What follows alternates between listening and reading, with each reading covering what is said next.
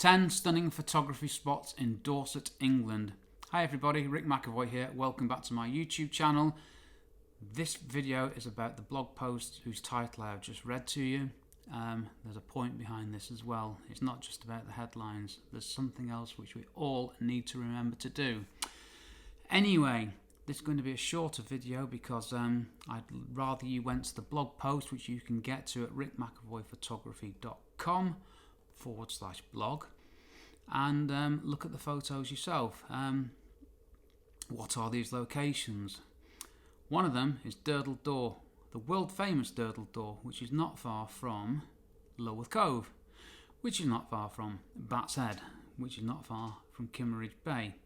These are all located on the UNESCO World Heritage Jurassic Coast, which is a fantastic place that's far too popular and has been recently filled with tourists, causing a few problems, shall we say. Anyway, I'm fortunate enough to live down here in Dorset on the south coast of England.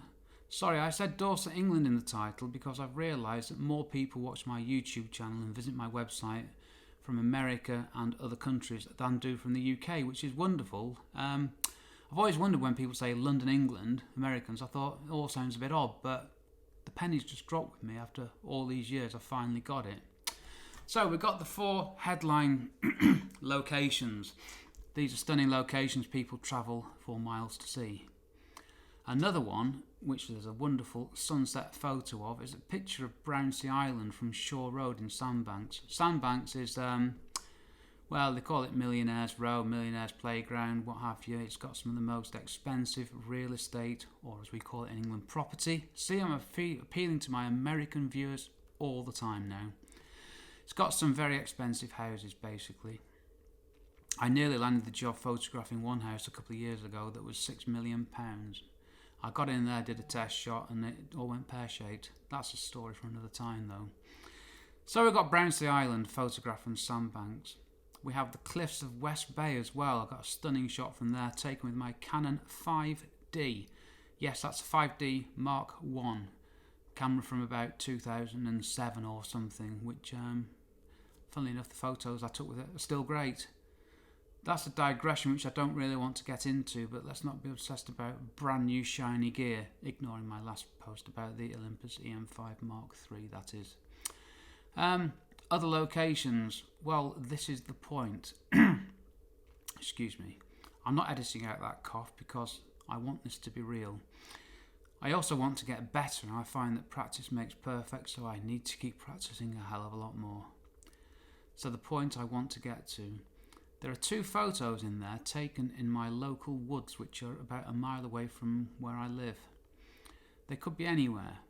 The point is that I got out there, it was on New Year's Eve actually, I had a couple of hours, rather bizarrely, free on my own. So I went out and the weather was wonderful, mist was coming in, and I managed to get into this wonderful, wintry, misty forest wonderland just off Gravel Hill Road on the way from Poole to Wimborne. Yes, I know, it's Delft Woods, just in case anybody wants to check it out. Basically, it's woods. Any woods are wonderful with the right light. So if you get something interesting happening with the light, get out and take some photos. This leads me very much to a couple of videos ago. I gave you 50 ways to instantly improve your photography. Big number 1 was get out and take more photos. And that's what we all should do. Practice, practice, practice. Anyway, so the point was, you can find you don't have to live in a tourist location to find great things to photograph. Get some decent light at the right time of day, find something outdoors, and you will, if you look hard enough, take your time, you will find things well worth photographing.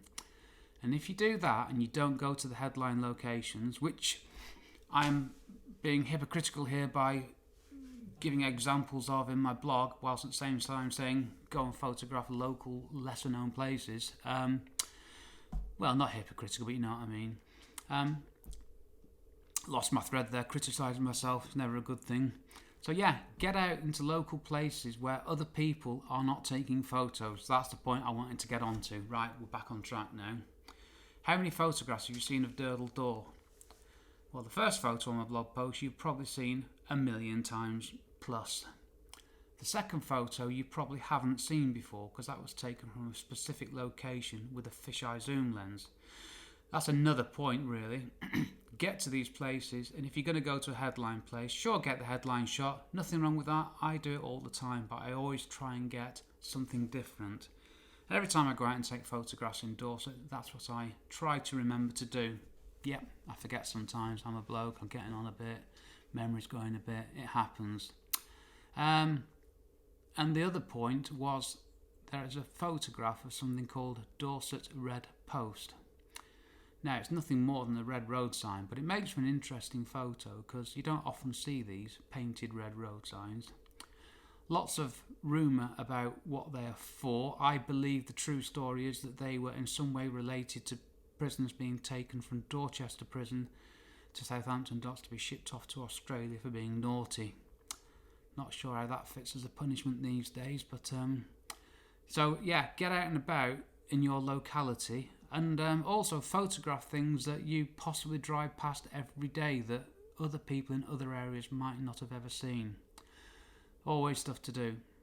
Right, I've got to 6 minutes. I wasn't aiming to get to 6 minutes on this video, but I'll tell you a little secret. That is my optimum time for a video for getting people to come and watch it. So I'm going to shut up there. Thank you for watching. Please subscribe to my YouTube channel. Please like this video. Please leave a nice comment. Well, you can leave a rubbish one too, but I'd rather it was nice. Please share my video with somebody else who you think might like to watch it, if you can think of anybody.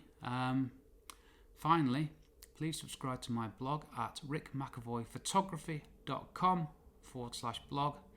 Thanks for watching. See you on the next video.